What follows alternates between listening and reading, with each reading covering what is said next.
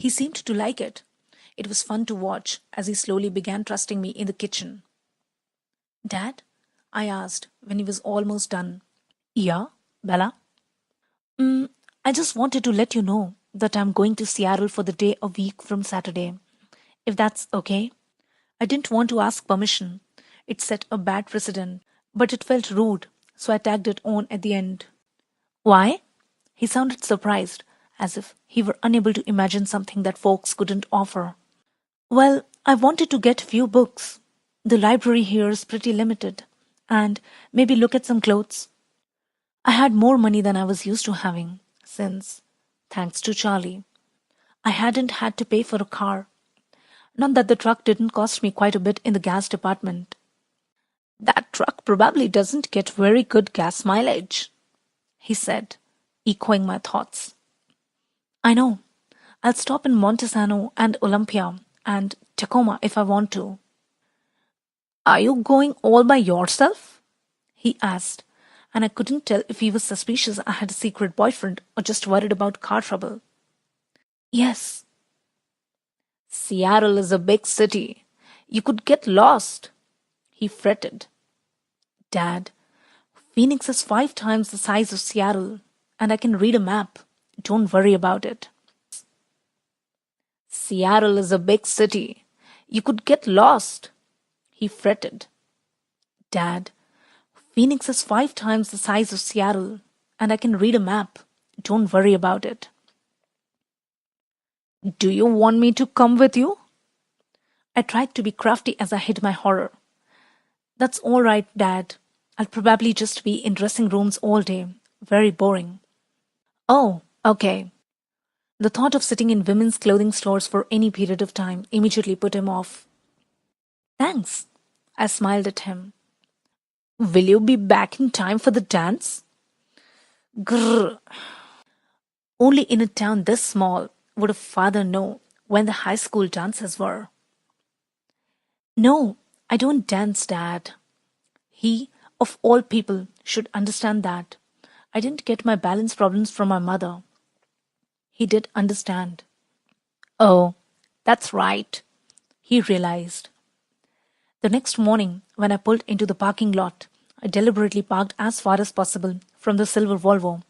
I didn't want to put myself in the path of too much temptation and end up owing him a new car.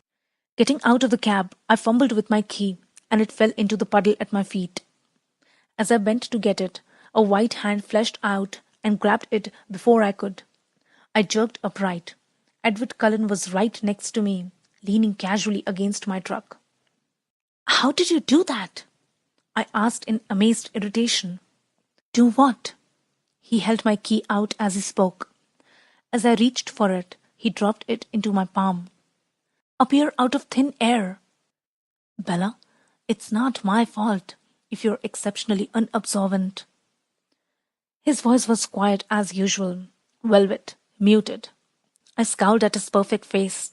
His eyes were light again today, a deep golden honey color. Then I had to look down to reassemble my now tangled thoughts.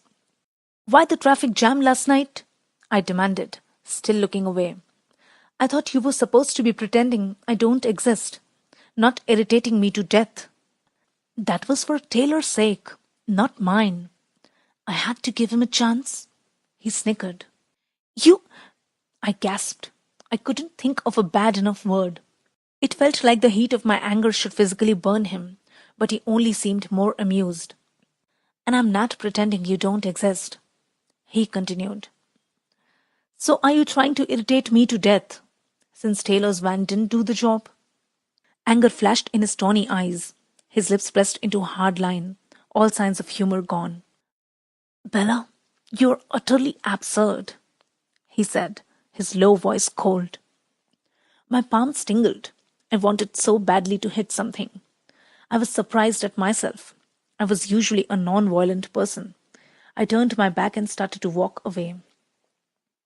Wait, he called. I kept walking, sloshing angrily through the rain, but he was next to me, easily keeping pace. I'm sorry that was rude, he said, as we walked. I ignored him. I'm not saying it isn't true, he continued. but it was rude to say it anyway. Why won't you leave me alone? I grumbled. I wanted to ask you something, but you sidetracked me. He chuckled. He seemed to have recovered his good humor. Do you have a multiple personality disorder? I asked severely. You're doing it again. I sighed. Fine then. What do you want to ask? I was wondering if, a week from Saturday, the day of the spring dance. Are you trying to be funny? I interrupted him, wheeling towards him. My face got drenched as I looked up at his expression. His eyes were wickedly amused. Will you please allow me to finish? I bit my lip and clasped my hands together, interlocking my fingers, so I couldn't do anything rash. I heard you say you were going to Seattle that day, and I was wondering if you wanted a ride. That was unexpected.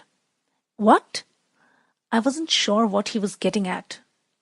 Do you want a ride to Seattle? With who? I asked, mystified. Myself, obviously. He enunciated every syllable, as if he were talking to someone mentally handicapped. I was still stunned. Why? Well, I was planning to go to Seattle in the next few weeks, and, to be honest, I'm not sure if your truck can make it. My truck works just fine. Thank you very much for your concern. I started to walk again, but I was too surprised to maintain the same level of anger. But can your truck make it there on one tank of gas? He matched my pace again. I don't see how that is any of your business, stupid Volvo shiny owner. The wasting of finite resources is everyone's business. Honestly, Edward, I felt a thrill go through me as I said his name, and I hated it. I can't keep up with you. I thought you didn't want to be my friend. I said it would be better if we weren't friends. Not that I didn't want to be. Oh, thanks. Now that's all cleared up. Heavy sarcasm. I realized I had stopped walking again. We were under the shelter of the cafeteria roof now, so I could more easily look at his face, which certainly didn't help my clarity of thought. It would be more prudent for you not to be my friend, he explained. But I'm tired of trying to stay away from you, Bella. His eyes were gloriously intense as he uttered that last sentence, his voice smoldering. I couldn't remember how to breathe. Will you go with me to Seattle? He asked, still intense. I couldn't speak yet, so I just nodded. He smiled briefly, and then his face became serious. You really should stay away from me, he warned. I'll see you in class. He turned abruptly and walked back the way we had come.